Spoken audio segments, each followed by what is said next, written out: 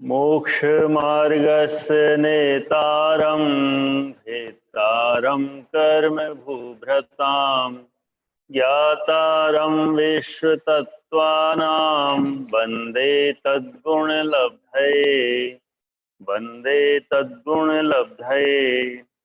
आलोचन प्रतिक्रमण दुभ्य विवेक व्युत्सर्ग पे छेद परिहार उपस्थापनाएं 22। अर्थ आलोचना, प्रतिक्रमण, तदुभय, विवेक, व्युत्सर्ग, तप, छेद, परिहार और उपस्थापन ये प्रायश्चित तप के 0-9 भेद है। आलोचना, गुरु के समक्ष प्रमाद का निवेदन करना आलोचना है। प्रतिक्रमण, मेरा दोष मिथ्या हो, गुरु से ऐसा निवेदन करके अपनी प्रतिक्रिया व्यक्त करना प्रतिक्रमण है। तदुभय, आलोचना और प्रतिक्रमण इन दोनों का संसर्ग होने पर, दोषों का शोधन होने पर तदुभय प्रायश्चित है। विवेक, संसक्त अनपानादि का विभाग, त्याग करना विवेक है। व्युत्सर्ग, कायोत्सर्ग आदि करना व्युत्सर्ग है। तप, अनशन आदि करना तप है। छेद, दिन, पक्ष आदि की दीक्षा का छेद करना छेद है। परिहार, पक्ष, महीना आदि के विभाग से संग से दूर रखकर त्याग करना परिहार है। उपस्थापना, पुनः दीक्षा का प्राप्त करना उपस्थापना प्रायश्चित है। सर्वार्थ सिद्धि 862। प्रायश्चित तप, जिस ध्यान से मुनियों के व्रतों में लगे दोष शुद्ध हो जाएं, उसको प्रायश्चित कहते हैं। मूलाचार प्रदीप 1835। संवेग और निर्वेद से युक्त अपराध करने वाला साधु अपने अपराध का निराकरण करने के लिए जो अनुष्ठान करता है वो प्रायश्चित नाम का तपह कर्म है। धवला पुस्तक 13/59। अपराध को प्राप्त हुआ जीव जिस तप के द्वारा अपने पूर्व संचित पापों से विशुद्ध हो जाता है वो प्रायश्चित है। मूलाचार 361 आचार वृत्ति। प्रायश्चित तप किसके होता है? जो तपस्वी मुनि मन, वचन, काय से स्वयं दोष नहीं करता, अन्य से भी दोष नहीं कराता तथा कोई दोष करता है तो उसे अच्छा नहीं मानता, उसके प्रमाद के वशीभूत होकर चारित्र में यदि दोष आया हो तो निर्दोष आचार्य, उपाध्याय अथवा साधुओं के आगे इस दोष से रहित होकर अपने दोष को प्रकट करें। दोष की आलोचना करने के पश्चात आचार्य ने जो प्रायश्चित दिया हो उस सब को श्रद्धा पूर्वक करना चाहिए और हृदय में ऐसी आशंका नहीं करनी चाहिए कि आचार्य ने मुझे जो प्रायश्चित दिया है वो थोड़ा है या बहुत है। उस दृढ़ निश्चय वाले साधु के प्रायश्चित नाम का तप होता है। कार्तिकेय अनुप्रेक्षा 451 से 55। प्रायश्चित तप करने का कारण। ये प्रायश्चित तप दोषों का निराकरण, शल्यों का अभाव, मर्यादा का पालन, संयम की स्थिरता और चित्त में अत्यंत शांति की प्राप्ति होना आदि प्रमुख कार्यों की सिद्धि के लिए किया जाता है। आचार सार 6/68।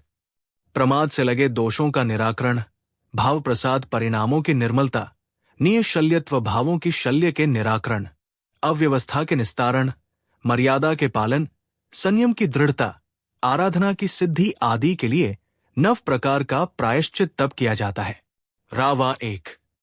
प्रायश्चित नहीं लेने से हानि। जो मूर्ख अभिमानी मुनि अपने तपश्चरण को महातपश्चरण समझकर व्रतादि के दोषों को शुद्ध करने के लिए प्रायश्चित नहीं करता, उसके समस्त व्रतों तथा समस्त तपश्चरण को वे दोष शीघ्र नष्ट कर देते हैं तथा उन व्रत और तप के नाश के साथ साथ उसके समस्त गुण नष्ट हो जाते हैं। जैसे कि सड़ा हुआ एक पान अन्य सब पानों को सड़ा देता है, उसी प्रकार एक ही दोष से सब व्रत, तप, गुण नष्ट हो जाते हैं। मूलाचार प्रदीप 1906 से 7। आलोचना प्रायश्चित। आचार्य महाराज के समीप एकांत में बैठकर अपने व्रत, तप आदि की शुद्धि के लिए बिना किसी छल कपट के मन वचन काय कृतकारित अनुमोदना से किए हुए समस्त अतिचारों का निवेदन करना आलोचना प्रायश्चित कहलाता है। मूलाचार प्रदीप 1838 से 39। प्रमाद के वश स्वयं से कोई दोष हो जाने पर उसे गुरु के सामने निवेदन करना आलोचना है। 10 दोषों को टाल कर ही आलोचना करी जाती है। आलोचना किसके सामने करनी चाहिए? जो आचार्य प्रायश्चित तथा सिद्धांत शास्त्रों के जानकार है और जो पंचाचार पालने में लीन है, उनके समीप आलोचना करनी चाहिए। मूलाचार प्रदीप 1838, जो ज्ञान, दर्शन, तप और चारित्र इन चारों में भी अविचल है, शास्त्र के रहस्य को जान लिया है, जिनकी मनोवृत्ति अत्यंत शांत है, जो अप्रसरावी है, अर्थात जो शिष्य के दोष को सुनकर किसी से प्रकट नहीं करते, जिस प्रकार संतप्त तवे पर पड़ी पानी की बूंद वही शुष्क हो जाती है, उसी प्रकार शिष्य का दोष सुनकर जो अपने ही हृदय में रखते हैं तथा प्रशस्त एकांत में स्थित है, उनके सामने आलोचना करनी चाहिए। आचार सार 6:25-26। प्रतिक्रमण प्रायश्चित। व्रतों में जो अतिचार लगे हों, उनको मन वचन काय की शुद्धता पूर्वक निंदागरहा आदि के द्वारा शुद्ध करना प्रतिक्रमण है। मूलाचार प्रदीप 1870।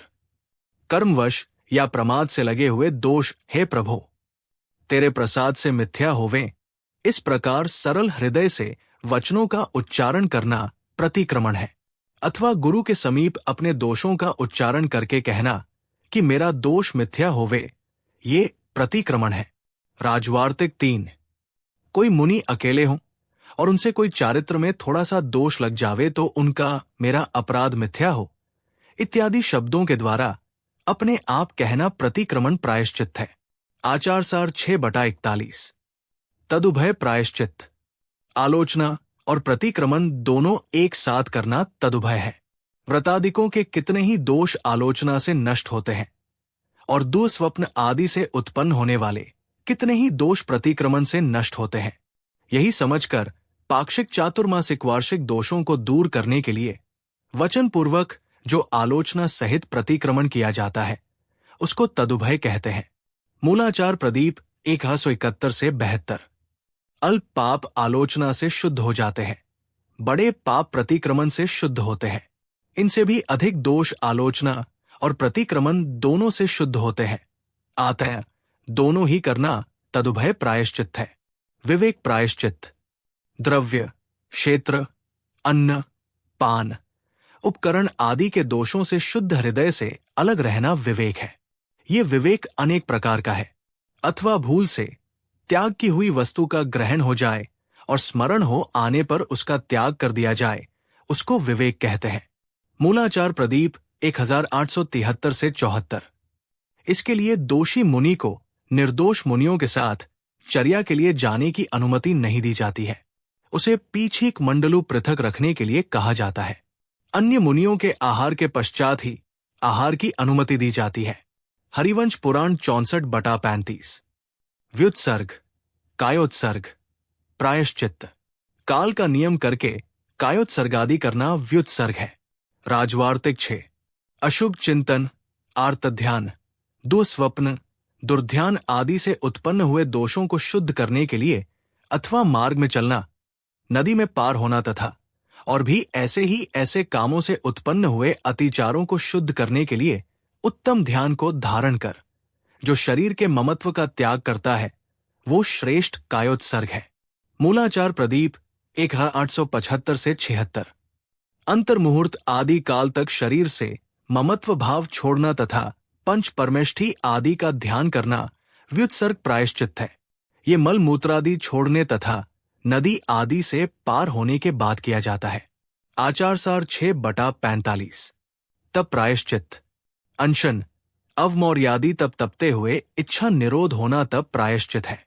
तब प्रायश्चित जिसकी इंद्रियां तीव्र है, जो जवान है, बलवान है और सशक्त है, ऐसे अपराधी साधु को दिया जाता है।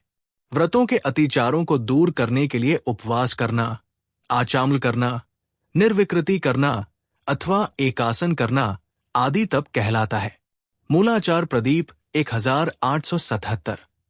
व्यसन आदि कारणों से व्रत में अतिचार लगने पर जो उपवास तथा एकस्थान आदि किया जाता है, वो तप नाम का प्रायश्चित है। आचार सार 6/46। छेद प्रायश्चित। दीक्षा को घटाना कम कर देना छेद प्रायश्चित है। ये छेद दिवस, पक्ष, महीना आदि तक का हो सकता है। यदि कोई मुनि चिरकाल का दीक्षित हो, वह शूरवीर हो, वह अभिमानी हो और वह अपने व्रतों में दोष लगावे तो उसको 1 महीना, 2 माह, 1 वर्ष, 2 वर्ष आदि की दीक्षा का छेद कर देना और उसको उससे छोटे मुनियों से भी नीचे कर देना छेद प्रायश्चित है। मूलाचार प्रदीप 1880 से 81। जैसे 20 वर्ष पुराने दीक्षित किन्हीं मुनि की किसी दोष के कारण 10 वर्ष दीक्षा छेद कर उन्हें मात्र 10 वर्ष पुराना मानाना और इससे पहले के सभी मुनियों को बड़ा मानना छेद है। परिहार प्रायश्चित किसी दोष के हो जाने पर चिर प्रव्रजित साधु को पक्ष, माह आदि काल के विभाग से संग से दूर कर देना, उसका संसर्ग नहीं करना परिहार नामक प्रायश्चित है। राजवार्तिक 9। परिहार 2 प्रकार का होता है, अनवस्थाप्य और पारंचिक। ये परिहार दिवस, पक्ष, महीना आदि तक का परिहार हो सकता है। उपस्थापन प्रायश्चित जो साधु सम्यक दर्शन को छोड़कर मिथ्यात्व में, मिथ्या मार्ग में प्रवेश कर गया है, उसके महाव्रतों को मूलछेद कर पुनः नई दीक्षारूप ये प्रायश्चित दिया जाता है। इसका दूसरा नाम उपस्थापन प्रायश्चित है। राजवार्तिक 10। प्रायश्चित तप से लाभ। इस प्रायश्चित को धारण करने से दोषों का शोधन होता है, मर्यादा में रहना होता है, भावों में उज्ज्वलता आती है, सम्यक दर्शन ज्ञानादिक गुणों के समूह सब निर्मल हो जाते हैं, चारित्र चंद्रमा के समान निर्मल हो जाता है, वे मुनि संघ में माननीय माने जाते हैं, उन्हें किसी प्रकार का भय नहीं रहता और उनका मरण शल्य रहित सर्वोत्तम होता है। इस प्रकार प्रायश्चित धारण करने से सज्जनों को बहुत से गुण प्रकट हो जाते हैं। मूलाचार प्रदीप 1908 से 9। प्रायश्चित देने के अधिकारी जिन प्रणीत आगम में निपुण, धैर्यवान, प्रायश्चित शास्त्र के ज्ञाता, ऐसे आचार्य रागद्वेष भावना छोड़कर मध्यस्थ भाव धारण कर मुनि को प्रायश्चित देते हैं। ग्रंथ से, अर्थ से और कर्म से प्रायश्चित का स्वरूप जिसको मालूम नहीं है, वो मुनि यदि 9 प्रकार का प्रायश्चित देने लगेगा तो वो संसार के कीचड़ में फंसेगा और जगत में उसकी अकीर्ति फैलेगी।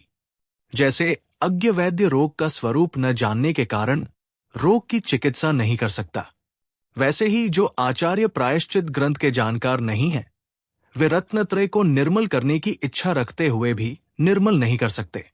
भगवती आराधना 451 से 453। प्रायश्चित तप के अतिचार। आकंपित, अनुमापित आदि दोष इस तप के अतिचार है। ये अतिचार होने पर इसके विषय में मन में ग्लानि न करना, अज्ञान से, प्रमाद से, तीव्र कर्म के उदय से और आलस्य से मैंने ये अशुभ कर्म का बंद करने वाला कर्म किया है, ऐसा उच्चारण न करना प्रतिक्रमण के अतिचार है। परिणामों के द्वारा विवेक न होना ये विवेक का अतिचार है। शरीर से ममत्व दूर नहीं करना ये व्युत्सर्ग तप का अतिचार है। अशुभ ध्यान में परिणमन होना और कायोत्सर्ग के दोष ये तप के अतिचारों में कहे हैं। मैं न्यून हो गया हूं, ऐसा मन में संक्लेश करना ये छेद प्रायश्चित का अतिचार है। रत्नत्रय को भावपूर्वक ग्रहण न करना ये मूल प्रायश्चित का अतिचार है। भगवती आराधना 489वें। तत्वार्थ सूत्र अध्याय 9 सूत्र 22 से प्रायश्चित तप के भेद की व्याख्या पूरी हुई। जिन वाणी माता की जय।